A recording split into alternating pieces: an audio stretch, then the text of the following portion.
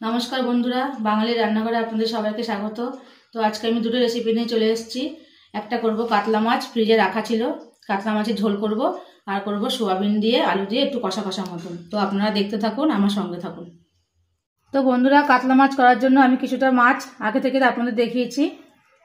আর এই যে মাছে দেওয়ার জন্য আলুগুলো লম্বা লম্বা করে কেটে নিয়েছি। আর সোয়াবিন কষা করার জন্য এই যে সোয়াবিনটা আগে থেকে সেদ্ধ করা ছিল। আর সোয়াবিনে দেওয়ার জন্য আলুগুলো আমি এভাবে কেটে নিয়েছি। আর এই দুটো তরকারিতে দেওয়ার জন্য আমি মশলা নিয়েছি গোটা জিরে, গোটা ধনে, শুকনো লঙ্কা, কাঁচা লঙ্কা, গোটা গরম মশলা, আর কিছুটা পরিমাণ কুচনো পেঁয়াজ, আদা আর রসুন। তো আপনারা দেখতে থাকুন। তো বন্ধুরা, মাছে আর সোয়াবিনেতে মশলাটা যে দেবো আমি, সেই মশলাটা আগে আমি শুকনো তাওয়ার মধ্যে আমি নেড়ে নেব। তো মশলাগুলো দিয়ে দিচ্ছি। প্রথমে দিলাম শুকনো লঙ্কা, গোটা গরম মশলা,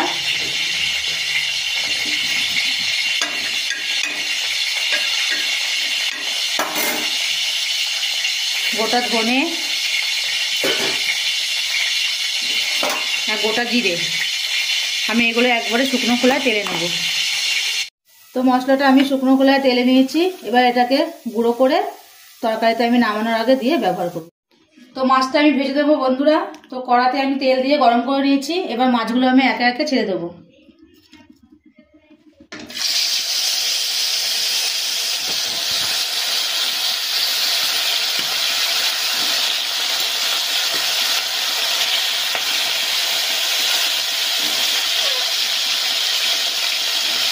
এগুলো ভাজা হোক, তারপরে আমি আপনাদের আবার দেখাচ্ছি। তো বন্ধুরা, মাছে এক পিঠ খুব ভালোভাবে ভাজা হয়ে গেছে। এবার আমি মাছগুলোকে উল্টে দেবো।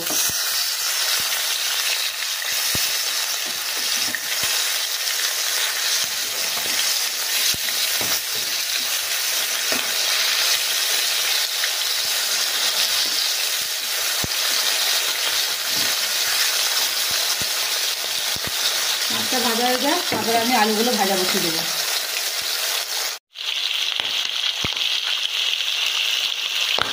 তো মাছগুলো খুব ভালোভাবে লাল লাল করে ভাজা হয়ে গেছে। এবার আমি একে একে মাছগুলোকে তুলে নেব।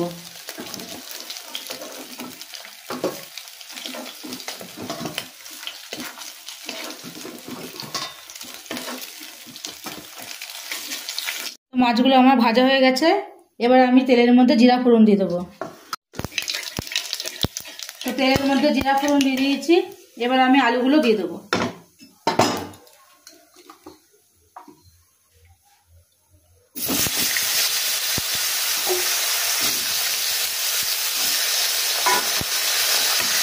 আলুগুলো ভাজা ভাজা হয়ে আসবে, তারপরে আমি লঙ্কা বাটি দিয়ে কষিয়ে জল দিয়ে দেবো। নামানোর আগে ভাজা মশলা দিয়ে নামিয়ে দেবো। ভাজা হোক একটু আলুগুলো। তো আলুগুলো আমার খুব ভালোভাবে ভাজা হয়ে গেছে। এবার আমি আলুগুলোর মধ্যে কাঁচা লঙ্কা বাটাটা দিয়ে দেবো। দিয়ে ভালো করে কষিয়ে জল দিয়ে দেবো। তারপর ঝোলটা যখন ফুটে উঠবে, মাছগুলো দিয়ে নামানোর আগে ভাজা মশলাটা দিয়ে আমি নামিয়ে নেব। তো আলুটাকে আমি ভালোভাবে কষিয়ে নিই। কাঁচা লঙ্কা বাটাটা দিয়ে দিয়েছি। এবার দেবো স্বাদ মতো লবণ,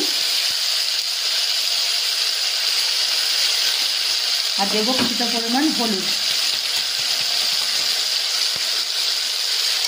তো এটাকে আমি ভালোভাবে কষিয়ে তারপরে জলটা দিয়ে দেবো।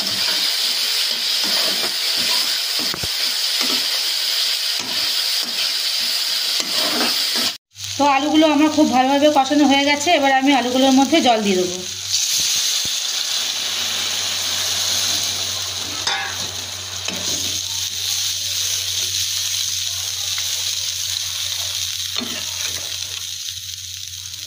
ঝোলটা ফুটে উঠবে, তারপর আমি মাছগুলো দিয়ে দেবো। আর নামানোর আগে ভাজা মশলাটা গুঁড়ো করে রেখেছি, ওটা দিয়ে আমি নামিয়ে নেব। তো বন্ধুরা দেখুন, ঝোলটা খুব ভালোভাবে ফুটে গেছে। এবার আমি ভেজে রাখা মাছগুলো দিয়ে দেবো।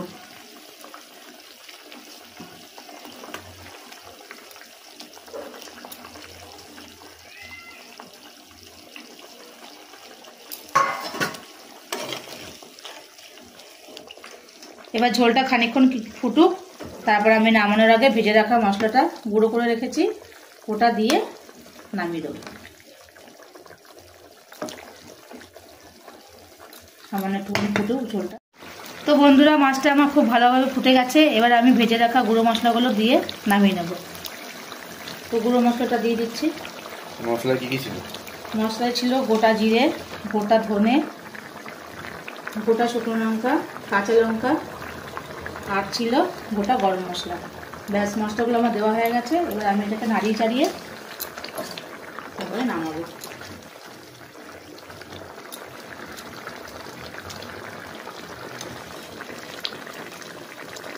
ভাজা মশলাটা দেওয়ার পরে গন্ধটা বেশ সুন্দর বেরিয়েছে।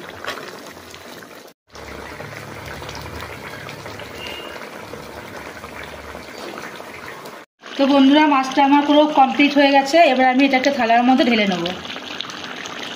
তো মাছটাকে আমি এবার থালার মধ্যে ঢেলে দিচ্ছি। গন্ধটা খুব সুন্দর বেরিয়েছে। ভাজা মশলার একটা সেন্টই হয় আলাদা। ধনের একটা ভালো গন্ধ বেরোচ্ছে। ধনে, গোটা গরম মশলা, গোটা জিরে, শুকনো লঙ্কা সব দিয়ে একসঙ্গে ভেজে তারপরে মশলা করেছি। এই মশলার সেন্টই হয় আলাদা। তো বন্ধুরা এখন আমি সোয়াবিনটা বসাবো। তো কড়াটা আমার গরম হয়ে গেছে। এখন কড়াতে আমি তেল দিয়ে দেবো। তেলটা দিয়ে দিচ্ছি।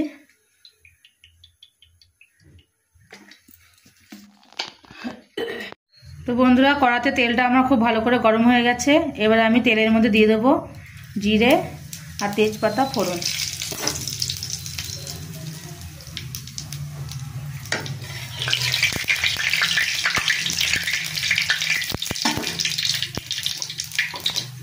এবার আলুগুলো আমি এতে দিয়ে ভালো করে ভেজে নেব।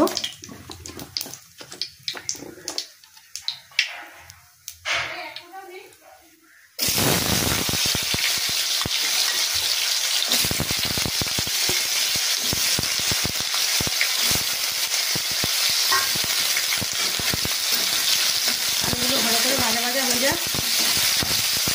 তারপর আমি কাঁচা লঙ্কা, আদা, রসুন এই বাটাগুলো দিয়ে সামান্য পরিমাণ। তো বন্ধুরা আলুটা আমার খুব ভালোভাবে ভাজা হয়ে গেছে। এবার আমি এর মধ্যে আদা, পেঁয়াজ আর রসুনের পেস্টটা দিয়ে দেবো।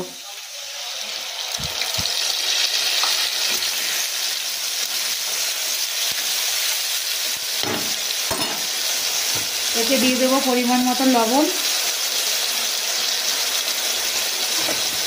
আর দেবো হলুদ গুঁড়ো।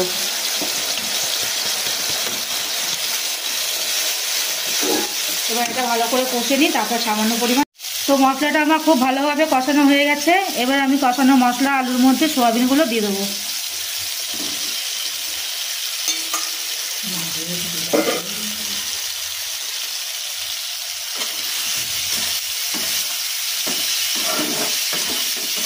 এবার আমি এটাকে আর একটু কষিয়ে পরিমাণ মতো জল দিয়ে দেবো।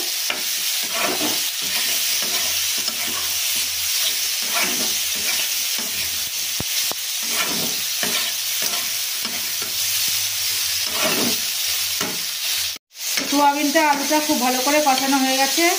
গন্ধটাও খুব ভালো বেরিয়েছে। এবার এতে আমি পরিমাণ মতন জল দিয়ে দেবো। বেশি জল দেবো না, কষা কষা করবো।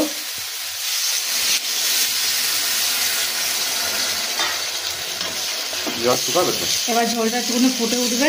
জল শুকাবে না? জলটা একটু শুকাবে, তারপর ভাজা মশলাটা দিয়ে তারপর নামিয়ে দেবো।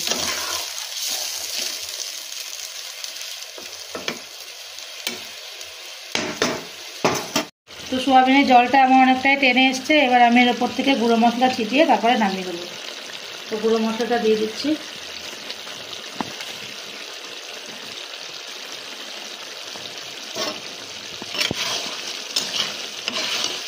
গন্ধটা বেশ ভালোই বেরিয়েছে। এটা পুরো কষা কষাই হয়ে গেছে।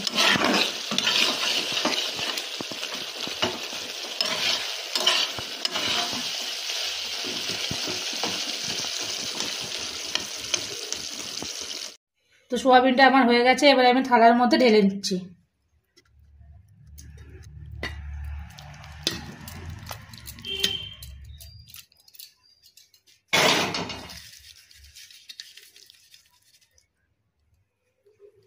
তো বন্ধুরা আজকের রেসিপি দুটো যদি আপনাদের ভালো লেগে থাকে তাহলে অবশ্যই আপনারা বাড়িতে ট্রাই করে খাবেন। আর চ্যানেলটিকে বেশি করে লাইক, কমেন্ট, শেয়ার করবেন আর সাবস্ক্রাইব করে আমার পাশে থাকবেন।